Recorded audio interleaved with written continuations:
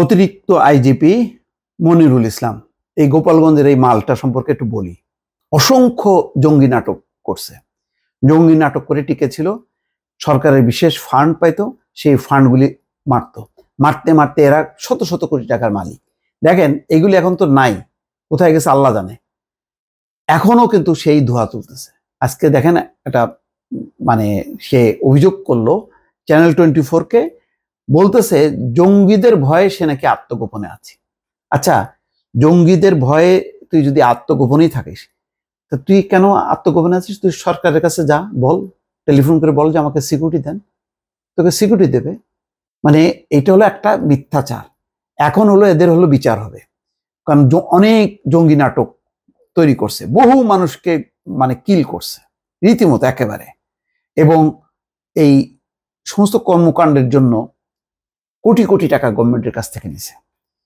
সেইটা ওই দিকটাকে দৃষ্টি ফেরানোর জন্য এখন সে আরেকটা অপবাদ চাপাইতেছে যে জঙ্গিদের ভয়ে সে আত্মগোপনে আছে। মনে হচ্ছে যে বাংলাদেশ এখন জঙ্গিতে ছেয়ে গেছে, এবং তার এই বক্তব্যের অর্থ হলো যে এখন জঙ্গি স্টেট, ক্ষমতায় যারা আছে জঙ্গি, সুতরাং সে যদি এখন আত্মগোপনে না থাকে, প্রকাশ্যে আসে, তাহলে জঙ্গিরা মেরে ফেলবে।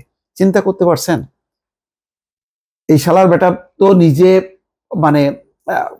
পালায় আছে, তার মধ্যে কত বড় অপবাদ দিচ্ছে দেশের মানুষকে, সরকারকে।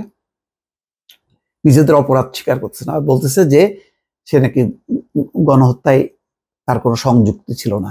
তাই যদি না থাকে, তাহলে 25 কোটি টাকা যে নিয়ে আসলো শেখ হাসিনার কাছ থেকে, যেটা নিয়ে এখন তদন্ত কমিটি হয়েছে, সেই কমিটিটা কেন হয়েছে? এই টাকা ওই ছাত্র আন্দোলন দমন করার জন্য না? যতভাবে পারে শেখ হাসিনা বলছে, যেমনে পারো তোমরা দমন করো, মেরে কেটে বোঝাই হোক, হয় ছলে বলে কলে কৌশলে আছে না, হয় সেইভাবে, আর না হলে কচুকাটা করো। শেষ দিন পর্যন্ত তো সেনাবাহিনীকে চাপ দিচ্ছিল যাতে ওই সেনাবাহিনী যাতে অস্ত্র চালায়, আর বিমান বাহিনীর প্রধানকে বলছে যে যুদ্ধ বিমান থেকে যাতে ফায়ার করে। সেটা করছে, হেলিকপ্টার দিয়ে করছে না? এরা হচ্ছে এক একটা শেখ হাসিনার খুনি, সোজা কথা খুনি। দর্শক, আজকে নিশ্চয়ই আমার এই আলোচনা একটু আপনারা ব্যথিত হইতে পারেন যে আমি এইভাবে আলোচনা করছি কেন। করছি রাগে, কেননা এরা তো দেশটারে ডুবাইছে, পুলিশকে শেষ করে দিছে। আজকে পুলিশের মেরুদণ্ড ভেঙে গেছে, পুলিশকে পুরো শেখ হাসিনার একটা খুনি বাহিনীতে রূপান্তর করছে এই কয়েকজন লোক। আমি নামগুলি বলি, এদের ওস্তাদ ছিল হচ্ছে বেনজির, তারপর হচ্ছে এই মনিরুল, হাবিব, তারপরে হচ্ছে হারুন, আরো কয়েকজনের নাম আছে, আমি ঠিক এই মুহূর্তে আমার নামগুলো মনে আসতেছে না। এদের 7-8 জনের একটা গ্যাং, এরা হচ্ছে গ্যাং লিডার ছিল, এবং এরা সরাসরি ওই স্বরাষ্ট্রমন্ত্রী আসাদুজ্জামান খান কামালের পুষতও না, পাত্তাও দিত না, সরাসরি শেখ হাসিনার সঙ্গে আর তো গোপালগঞ্জের মাল, বোঝেন, ওই বেনজিরও কিন্তু গোপালগঞ্জের মাল। এরা, এদের যে কি পরিমাণ বিচার হওয়া উচিত। এবং জঙ্গি নাটক করছে বাংলাদেশকে, যতদিন শেখ হাসিনা ছিল এটাকে সারা বিশ্বে চিত্রিত করছে যে এখানে হচ্ছে জঙ্গিরা আছে, জঙ্গিদের দমন করার জন্য তাদেরকে লাগবে। ভারতকে তো ওইভাবেই ফুসলাইছে। ভারত আবার জানে সবকিছুই, কিন্তু ভারত মনে করছে বাহ এটা তো ভালোই, তলে তলে তারা তাদের স্বার্থগুলো হাসিল করে নিছে। আর এই ভারত সহ এই বাংলাদেশের এই যারা ছিল ক্ষমতায়, এরা সারা বিশ্বে প্রমাণ করছে বাংলাদেশ হচ্ছে জঙ্গি রাষ্ট্র। যুক্তরাষ্ট্র অনেকদিন বিভ্রান্তির মধ্যে ছিল, পরে তারা টের পাইছে যে একটু ক্ষমতায় থাকার একটা ভালো ফাঁদ, এটা ভালো পাই তারা করছে যে এটা জঙ্গি জঙ্গি কথা বলে তারা থাকবে, পরে এই জঙ্গি নাটক তারা আর বিশ্বাস করেনি। কিন্তু এই মনিরুলরা এখনো সেই একই ফর্মুলার মধ্যে আছে, বলতেছে যে সে আত্মগোপনে আছে, নাহলে জঙ্গিদের ভয়ে। তো জঙ্গিদের ভয়ে আত্মগোপনে আছে, এই ভয় কে কে করতেছে? তোমার মতন কিলাররা করতেছে, কারণ জনগণ হলো পিষে মারবে।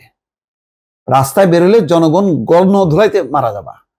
ওরা জঙ্গি না, সাধারণ মানুষকে যে অত্যাচার নির্যাতন করছে তার হলো ফল হিসেবে তারা জনগণ কড়ায় গন্ডায় আদায় করবে। এখনো তো একটাও পড়েনি পাবলিকের হাতে। কয়েকজন আদালতে টের পাইছে আর কি, পাবলিক যে কত বড় ক্ষিপ্ত। চট থাপ্পড়, লাথি, জুতা, তারপরে হচ্ছে ওই পচা ডিম, সবগুলি খাইছে না? তো মনিরুলরা কি ছাড়া পাবে? কোথায় পালাবে? বিশ্বে যেখানেই পালাক না কেন, ওই মার্কিন যুক্তরাষ্ট্র যাদের মানে যাদেরকে দেখানো হয়েছে যে বাংলাদেশ জঙ্গি জুজুর বলে এবং সমর্থন করছে, আচ্ছা ঠিক আছে আওয়ামী লীগ জঙ্গি বিরোধী খুবই একেবারে তারা থাকুক, তারা থাকলে আর জঙ্গিদের উত্থান ঘটবে না, ওই তারাই কবর থেকে বের করে নিয়ে বাংলাদেশের কাছে বিচারের জন্য হস্তান্তর করবে। তো সুতরাং এখনো আত্মগোপনে থেকে এই যে চ্যানেলকে এই ধরনের বিবৃতি দেয়া যে জঙ্গিদের ভয়ে আত্মগোপনে আছে, এইটা মানে ভয়ঙ্কর এক ধরনের বিবৃতি। আমি তো মনে করি যে এই সমস্ত আত্মগোপনে থাকা এই লোকগুলোর বক্তব্য কেন আমাকে প্রচার করতে হবে? তারা যেদিন প্রকাশ্যে আসবে তখন বক্তব্য প্রচার করা উচিত। আত্মগোপনে থেকে এক একজন এক এক রকম কথাবার্তা বলবে আর মিডিয়া সেগুলি প্রচার করবে, এটা তো আর এক ধরনের মিডিয়ার সন্ত্রাস আমি বলবো। আমি গণমাধ্যমের স্বাধীনতা মানে বন্ধ হোক সেটা চাচ্ছি না, কিন্তু এই ধরনের খুনিদের বক্তব্য প্রচার করা এটা তো আর এক ধরনের উস্কানি দেয়া। আজকে কি মেসেজটা যাবে যখন কি স্ক্রলটা সবাই যখন দেখবে যে তাহলে আচ্ছা তাহলে এখনো জঙ্গিরা আছে, সেটাই তো বোঝানোর চেষ্টা করতেছে মনিরুল। আর সেটা আমি প্রচার করার মধ্য দিয়ে আমিও আরো এটা পেনিট্রেট করতেছি। আর মনে হয় গণমাধ্যমের স্বাধীনতা ভালো উইথ দায়িত্বশীলতা।